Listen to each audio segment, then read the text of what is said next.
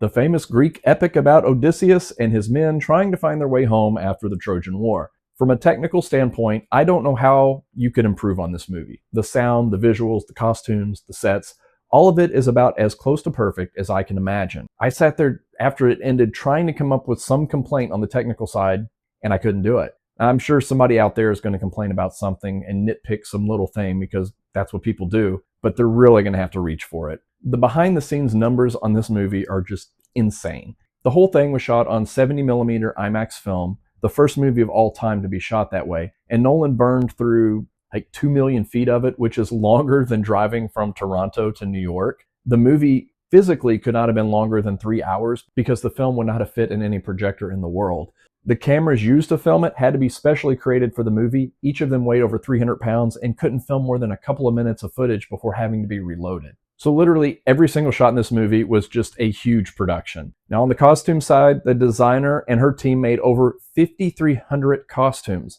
They studied weaving techniques off of old fresco paintings that are thousands of years old. They made Odysseus's armor out of actual bronze and they oxidized and darkened it instead of shining it up like gold. And they used real linen and metal woven fabric instead of faking it because the IMAX cameras would have picked up any synthetic fibers. Even the score plays by the same rules. Ludwig Göransson composed it using only instruments that would have existed thousands of years ago. Stuff like the lyre and a bunch of bronze gongs.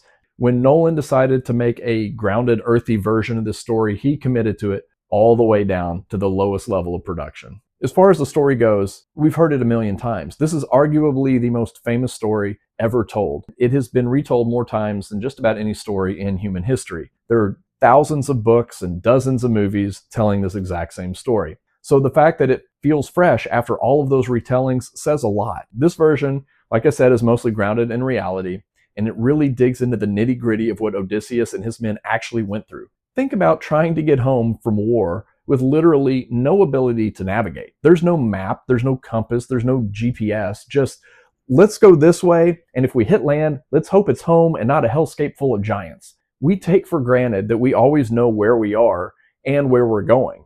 This movie strips all of that away, and it shows you how terrifying the open water must have been. There are so many scenes of men getting off the boat thinking they have landed home, only to have to rush back to the boat because of some mythical danger that they didn't know existed. The Odyssey is a bit long, and outside of Odysseus, we don't get a ton of character development, which is strange because there's about 1 million characters in this thing. Normally that bothers me, but here it never really bothered me because the movie was never boring. Even when it slows down, there's always something pulling you along to the next thing. The big sets were flawless. The bad guys were menacing in a way that made me uneasy in some scenes, and every time they were on the boat was intense. I felt like I was out there getting tossed around with the crew. And because it's a Christopher Nolan movie, of course it's not told in chronological order. We get flashbacks and flash forwards and flash sideways throughout the thing to help us slowly piece together what's going on. And Tom Holland, Matt Damon, Anne Hathaway, Robert Pattinson, and Zendaya, they're all good in the Odyssey, which I think everyone already expected. What I don't think people expected was how good John Leguizamo is. He may be my favorite character in the whole movie. Now, I still will always think of him as Luigi Mario from the 90s Super Mario Bros. Movie, but this is now going to be the second thing I think about when I think of him.